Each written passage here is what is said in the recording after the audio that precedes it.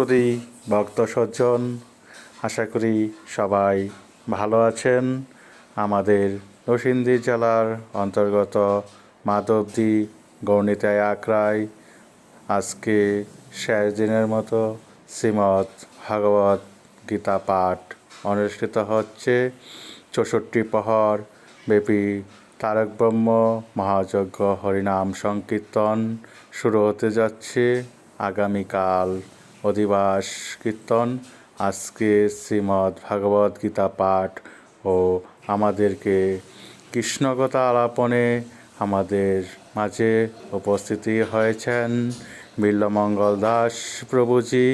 উনি আমাদেরকে কৃষ্ণকথা শোনাবেন। আমরা তার কাছ থেকে অনেক কিছু জানতে পারবো, শুনতে পারবো। উনি একজন শুদ্ধ ভক্ত। ওনার মুখ থেকে হরিনাম শোনা মানে নিজেকে ধন্য মনে করা। ওনাকে বরণ করে নেওয়া হলো। আপনারা সবাই আসবেন এবং উপভোগ করবেন। ওনার সাথে আমাদের সাক্ষাৎ হওয়া মানে পরম পাওয়া। আপনারা ওনার কৃষ্ণকথা শ্রবণ করুন, আশা করি ভালো লাগবে।